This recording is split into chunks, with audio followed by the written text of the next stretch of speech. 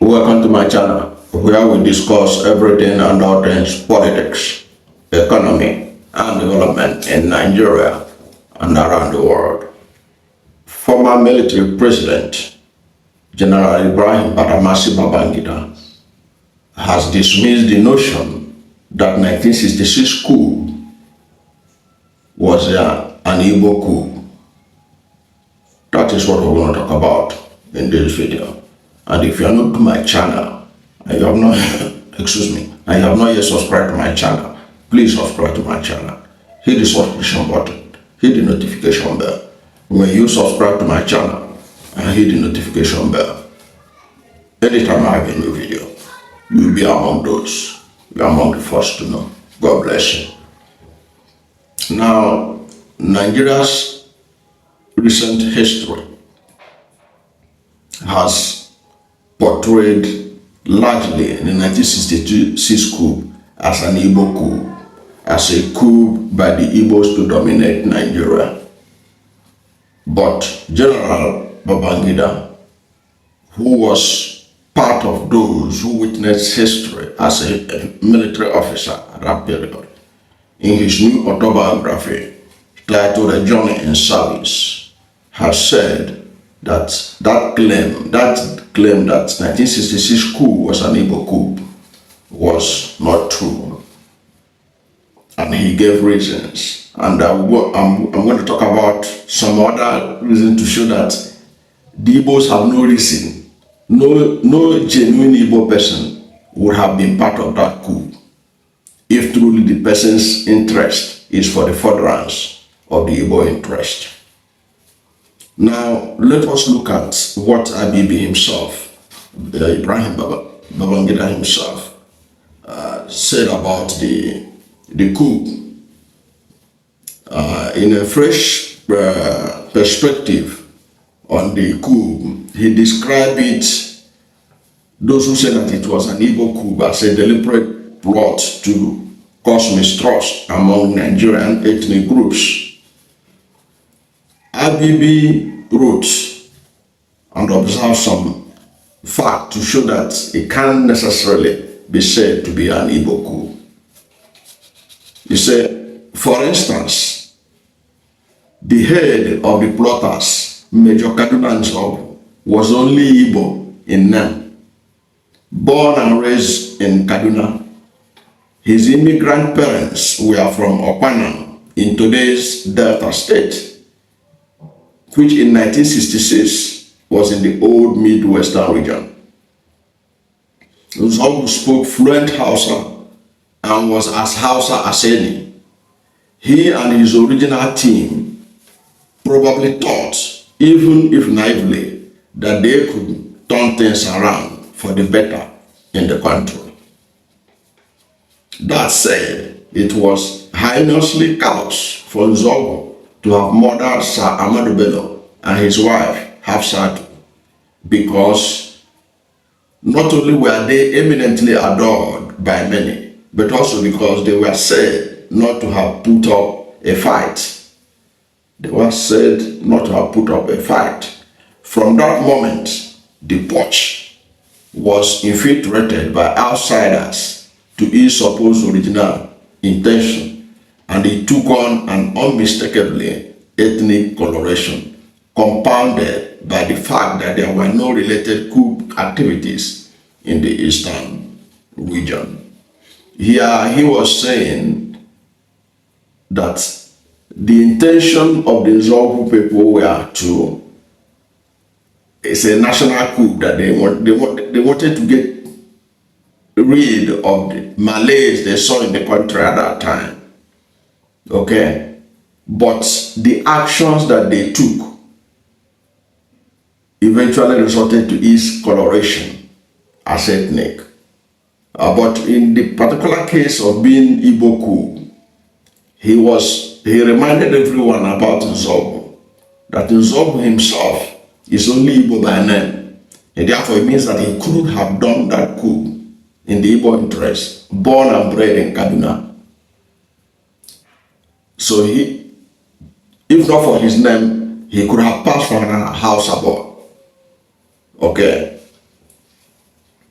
So they think that they are doing a national, they were embarking on a national cause to correct the ills in the society. And I will advise you to go and read the Nzeogwu speech that he made in 1966. In that coup speech, you find out that it was all talking about the nation, about those who are collecting bribes, the 10%ers, corruption, and all that.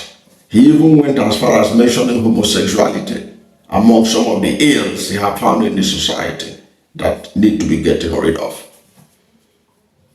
Okay, now IBB is telling us that the idea that that coup is an Igbo coup was not true. And he went on to list some Igbos who are also victims of the coup.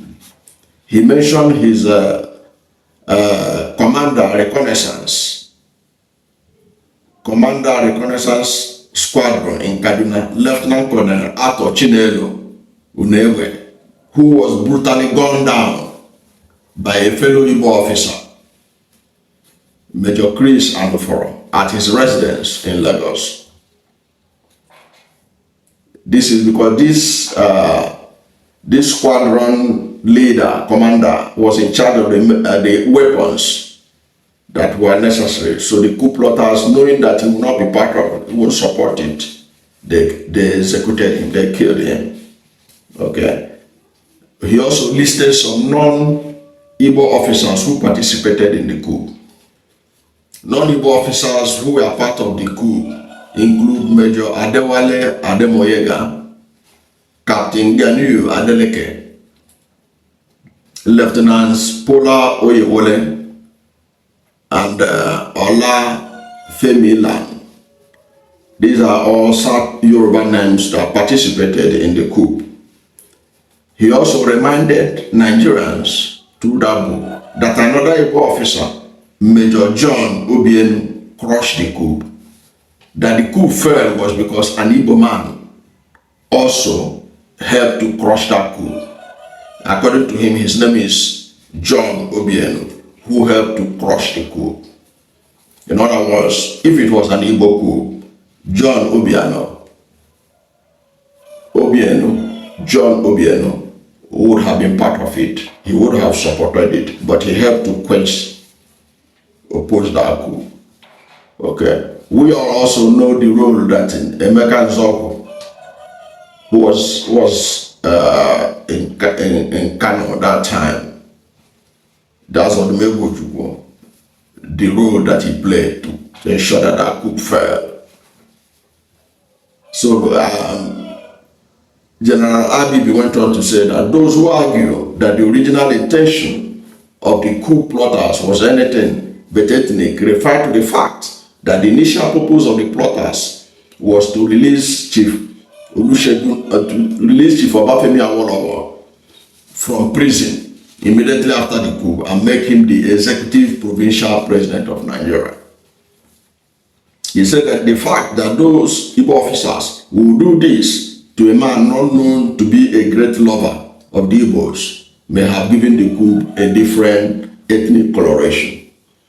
Now, Abibi is saying the original coup, the coup plotters, their intention to hand over power to Chief Obafemi Awolowo, who was in prison at that time over treason allegation, that these officers of Igbo extraction among them, that it would have given it a different coloration if they had succeeded in their plot, which was to bring out Obafemi Awolowo and make him the president of Nigeria. Okay, so, and he was saying that Igbo officers, these Igbo officers, for them to think about making somebody who is not known to like Igbo people or to love Igbo people to be the president would have given the thing a different coloration if it had worked out. Okay. So you can see that from what he's saying, the idea is that it is just to show that if that was an Igbo coup, the coup plotters would have said, okay, we will hand over power to Dr. Nnamdi Azikiwe or to somebody of Igbo extraction. they would have said, okay, we hand over the power to General Ibrahim. But that was not what they did. That was not what they wanted. Okay. It was just one of the most senseless coups that had ever been taking place in anywhere in the world. It was an irresponsible coup that Nzeogwu dragged Nigeria down and dragged Igbo down with himself. Why did I say this? In 1966, there was no need, no basis for Igbo to do coup to dominate Nigeria, because the Igbos were already dominating Nigeria at that time, if I'm permitted to use that word.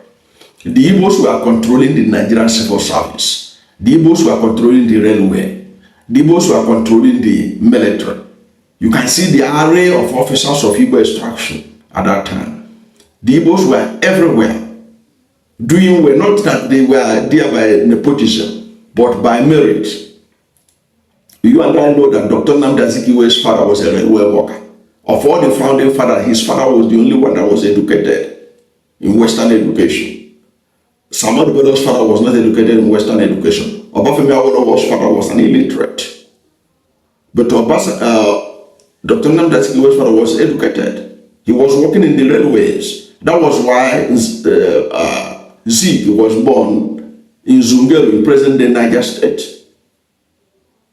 The Igbos were virtually dominating everywhere. The Igbos were literally like the Fulanis, Hausa Fulani of today, in charge of virtually everything that is of strategic importance in Nigeria. Dr. Nzeogwu himself was the president and commander-in-chief of the armed forces of the Federal Republic of Nigeria. I know that people say that Zeke was only ceremonial president. You can call it a ceremonial president, but he was the commander-in-chief of the armed forces of the Federal Republic of Nigeria. No, he was therefore directly in control of the Nigerian military. General Ibrahim was the chief of army staff.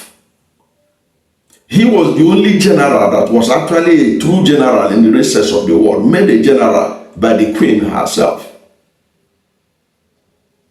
So the Igbos were virtually in charge of the country in every facet of human development, every facet. By this time, already an Igbo person, Professor Dike, was already the first Nigerian Vice Chancellor of University of Ibadan. Professor Nzeogwu was already the first Vice Chancellor of University of Lagos. The Igbos' dominance in every facet of Nigerian life was at its robust best. So why are you doing it? Why would an Igbo do a coup? What else is the Igbo looking for? What else are they looking for? That an Igbo would do a coup in 1966. What is the Igbo looking for? What are the Igbos looking for? Because they were everywhere. They were in charge of so many stuffs in this Nigeria. And they were also the envy of many. So why do a coup? So that shows you that that coup was a senseless coup. It was not an Igbo coup.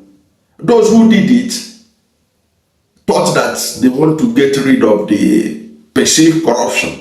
If you read the coup speech of Nzeogwu, we was talking about the 10% that they want to deal with the 10%, those who are collecting 10% kickbacks in contracts. They should, if he will shock that right now, people are collecting over 100% of the contract money and they don't even execute it. So that coup could not have been an Igbo coup because there was no basis for an Igbo coup at that period in time. There was basically no basis.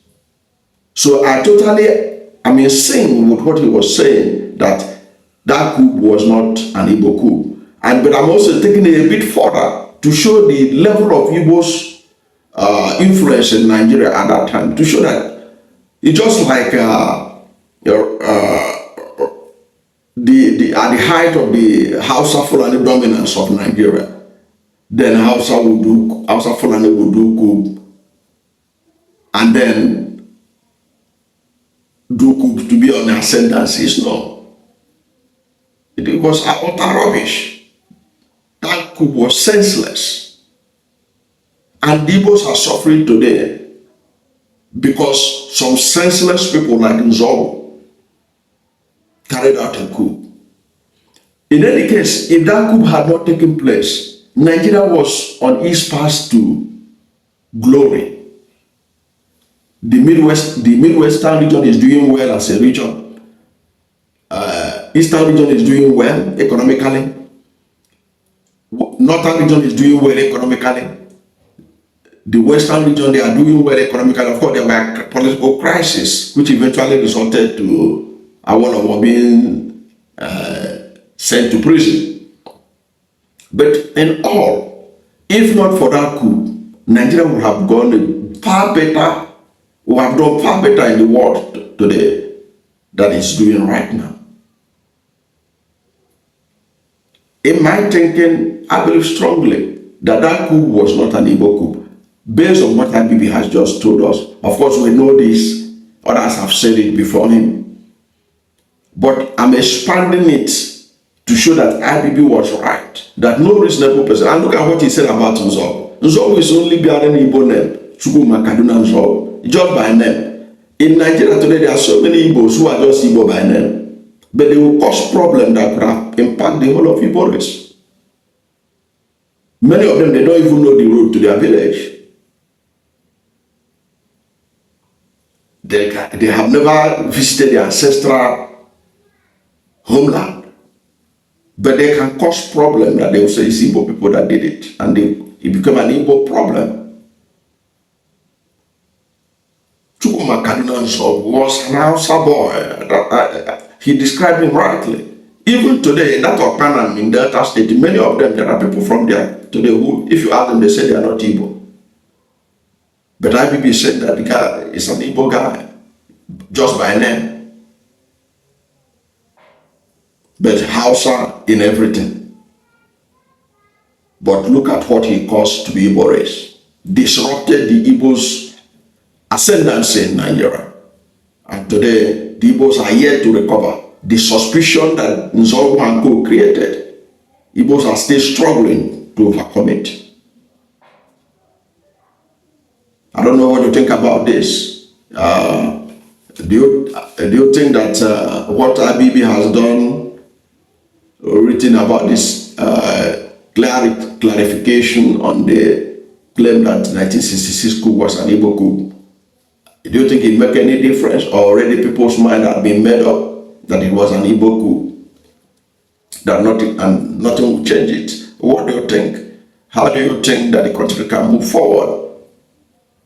Following this latest revelation also, that coup was not an Igbo coup, and that Igbo should not be held responsible as a race over what some few people bearing Igbo name did in the past.